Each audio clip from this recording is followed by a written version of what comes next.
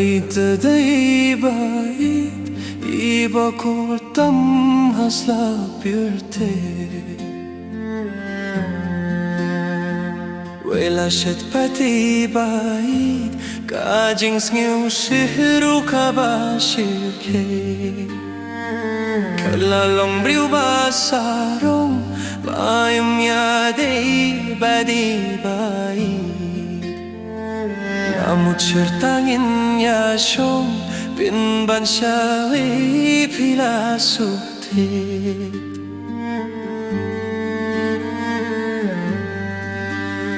Bale siya pilet kumne Ako baieid, ako batyan Nasibayo kumkane Habayanga pila bintang Ay kikti jong pikoid Mintangin niya kublay kadndo Jingiet katolapyang Bad pingim laban yakin dusyo Jingiet katolapyang Bad pingim laban yakin dusyo Sa belatang sitayo Kindit ngab na pilayo briw Maroy ngalas ngulingo Nalorjong aruba pidang yo Ngalindet jings neng imay Nalasya shet hai kong te Hai porbem poi perkat Pila penjauh daki umat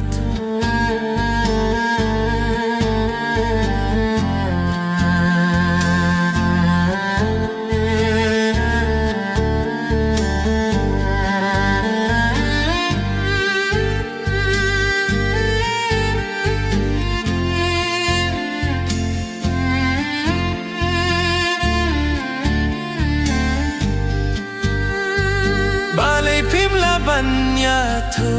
na lorjong apisu klim suyu Pihun ban buri jar jar Pipin ken hilaki kular Kamen toy suban sanut Habayang apisat syukor Jingit baru lakut Bayu kin zipilap tatjubo Jingit baru lakut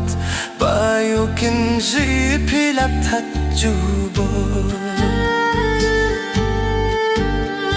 Shabangam yohiki kmat Pleng pilak loy banset killa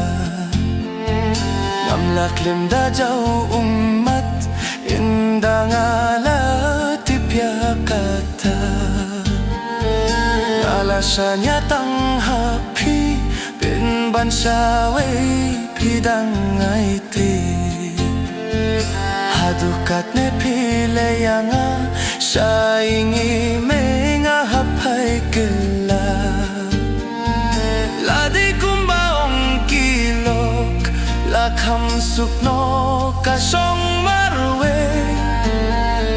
Ladi bakam snilbok Badi baieid ruhem yadei